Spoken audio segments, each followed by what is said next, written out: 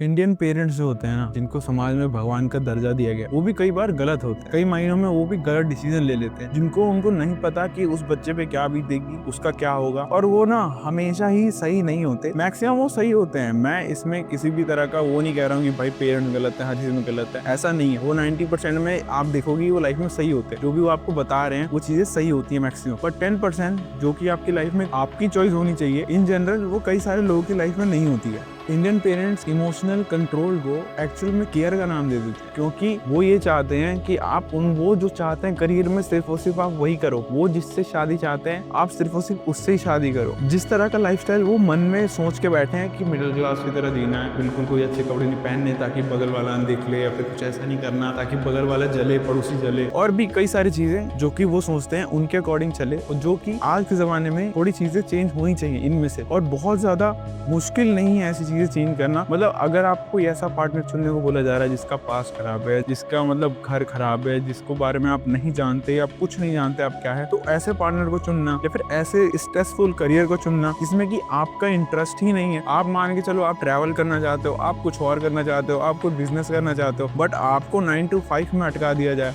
और इन सारी चीज़ों को हम बचपन से ही ये मान लेते हैं कि भाई ये सारी चीज़ें नॉर्मल है, कोई बात नहीं। पापा ने बोला है साइंस लेने को तो भाई अच्छा ही बोला होगा, पापा ने बोला है इंजीनियरिंग करने को तो सब कर रहे होंगे तो शायद अच्छा होगा। और कई सारी चीज़ों में हम इन लूप होल में फंस जाते हैं। मैं ऐसा नहीं कह रहा हूँ कि इंजीनियरिंग खराब है या फिर साइंस लेना खराब है, बट अगर मेरा इंटरेस्ट ही नहीं है, मेरे को बिल्कुल मैथ साइंस पढ़ने का मन ही नहीं है, तो मैं साइंस लेके करूँगा क्या। अगली चीज़ जो आ जाती है सबसे ज़्यादा कठिन और सबसे ज़्यादा दुखदाई बच्चों की लाइफ में, कंपैरिजन।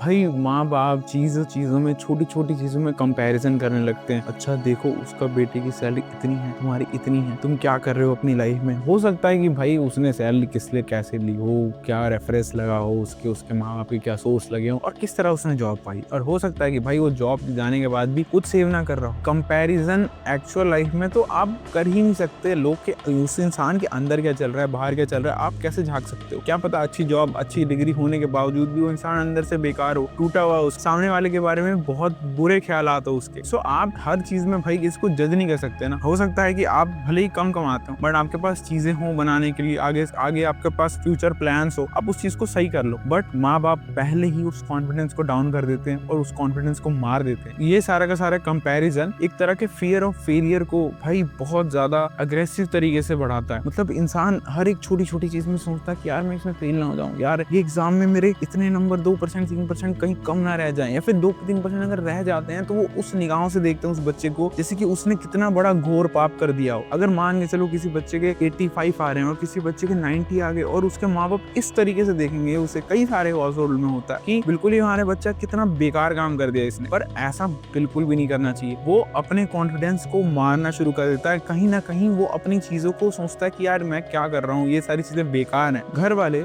शुरू में ही इमोशन को सप्रेस करना सिखाते हैं। मतलब ये बोल देते हैं कि लड़के हो तुम्हें रोना नहीं है। मैं ये नहीं कह रहा कि तुम्हें रोना है, मैं ये कह रहा हूँ कि आपको अपने इमोशंस को किस तरह से पावरफुल बनाना है और उसे सही चीजों के लिए यूज करना है, ना कि आपको डिप्रेस होना है। अगर एक इंसान रो नहीं रहा और वो पूरी तरह से डिप्रेस है और 2-3 दिन खराब कर रहा है, अपने बेड पे पड़ा हुआ है, वो कुछ सोचे जा रहा है मन ही मन, सो वो एक तरीके का रोना ही है, भले वो दूसरे तरीके से हो। बट अगर आपको इमोशन शुरू से सही तरीके से हैंडल करना सिखाएं घर वाले, आपसे बात करके या फिर सही तरीके से चीजें सिखा के कि कोई बात नहीं, हर किसी के लाइफ में होता है, तुम लड़के हो तुम्हें इस तरीके से हैंडल करना चाहिए, तुम लड़की हो तुम्हें इस तरीके से हैंडल करना चाहिए। सो ये सारे पेरेंट्स जो होते हैं वो शुरू से ही भाई या तो कुछ अलग ही तरीके से इमोशंस मार देंगे तुम्हारे। भाई अगर कोई लड़की कुछ कर रही है तो उसे पता है क्या कहेंगे यार अरे ये लड़कियों का काम नहीं है, ये सब ऐसे नहीं होता। उसे ये नहीं सिखाएंगे कि असली लड़की कैसे बनते हैं, असली लड़का कैसे बनते हैं, ये नहीं सिखाएंगे। वो कुछ अलग ही बना देंगे, कुछ नया सा प्रोडक्ट बना देंगे जो कि बिल्कुल ही ब्रेन से डैमेज हो, और अलग अलग ख्यालात वो भर देंगे, और वो नहीं भर पाते तो हमारी हॉलीवुड बॉलीवुड मूवीज वो पीछे बिल्कुल नहीं हटती, वो और ज्यादा घटिया ख्यालात भर देती है हम दिमाग में। इंडियन हाउस होल्ड में सबसे मेन चीज जो होती है कि अपने ड्रीम्स पे उन्हें कोई फर्क नहीं पड़ता। उन्हें फर्क पड़ता है कि सोसाइटी क्या कहेगी, 4 लोग क्या कहेंगे, या फिर जो बाकी लोग हमें जानते हैं सोसाइटी में हमारी क्या रिस्पेक्ट रहेगी। उसकी वजह से इंजीनियर, डॉक्टर्स और ये सारी चीजें बनाने पे वो उसका मेंटल प्रेशर इतना तोड़ दिया जाता है। उसके कोई भी हॉबी हो उसकी बचपन में ही मार दी जाती है। बहुत ही रिच पेरेंट्स होते हैं, मिडिल क्लास में तो बिल्कुल ऐसी चीज नहीं है, बहुत ही रिच पेरेंट्स होते हैं जो कि अपने बच्चों को अकेडमीज भेजते हैं या फिर कोई स्पोर्ट्स ट्राई करवाते हैं या फिर कुछ ऐसी चीज ट्राई करवाते हैं जो कि जिसमें बच्चे का मन लगे। अदरवाइज जो मिडिल क्लास है, जो थोड़े से टियर 2 टियर 1 सिटी में रह रहे हैं, वो पूरी तरीके से बच्चे का कॉन्फिडेंस तोड़ देंगे और कहेंगे कि भाई इंजीनियरिंग कर ले, डॉक्टरिंग कर ले। अच्छी बात है, बिल्कुल इसमें कोई बुराई नहीं है, बट और भी चीजें हैं जिसमें हो सकता है कि शायद वो अच्छा परफॉर्म कर सके, क्योंकि हर कोई तो नहीं कर पाता। बट इवन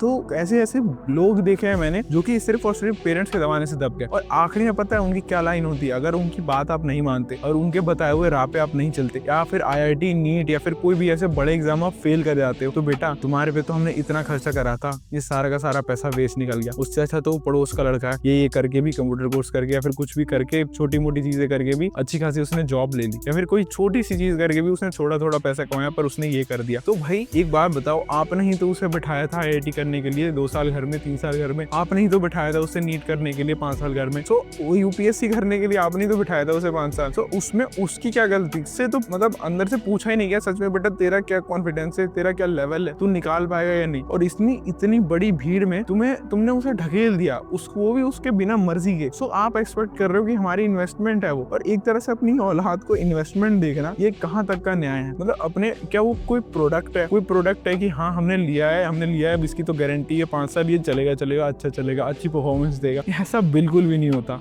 घर में एक फियर बनाना, पेरेंट्स ऐसा एनवायरनमेंट क्रिएट करते हैं कि दिमाग में बच्चे के फियर बढ़ जाए, और ऐसा सिर्फ और सिर्फ मिडिल क्लास करते हैं, क्योंकि हाई क्लास वालों को पता होता है हम कुछ भी कर लेंगे, हमारे पिता संभाल लेंगे, और लोअर क्लास वालों को पता होता है उनके पेरेंट्स वैसे भी ध्यान नहीं देते, तो उन्हें पता होता है हम कुछ भी कर रहे हैं, हमारे पेरेंट्स देख नहीं रहे, और वो लिटरली दोनों पूरी तरीके से दिमाग से वॉश्ड होते हैं कि मतलब वो कुछ भी कर सकते हैं, ठीक है, मतलब कुछ भी कर लेते हैं वो, उन्हें कोई फर्क नहीं पड़ता। बट मिडिल क्लास जिसमें घर वाले थोड़े बहुत पढ़े लिखे होते हैं, थोड़ा बहुत पैसा आ गया होता है, सर के ऊपर छत होती है, शायद से गाड़ी भी होती है, तो उनके दिमाग में एक फियर सेट करा जाता है कि तुम्हें हमेशा ही रेगुलेशन से चलना है, हमेशा ही लाइन के पीछे सही से खड़े होना है, हमेशा ही एक तरीके से एक अच्छा नागरिक बन के रहना है। मैं अच्छा नागरिक बनने को मैं ये नहीं कह रहा कि मैं बुरा नागरिक बनूं, बट वो चीजें आप हो सकता है कि आपके माइंड में कुछ और चल रहा हो, आप एकदम भीड़ के पीछे नहीं लगना। रेगुलेशन का मतलब आपको भीड़ के पीछे नहीं लगना, मतलब सब जो कोर्स कर रहे हैं मैं वो करूँ, सब साइंस ले रहे हैं मैं साइंस लूँ, मतलब आपको एक बार को रिलैक्स होकर आपको दिखना होगा कि मेरे लिए क्या चीज बनी है।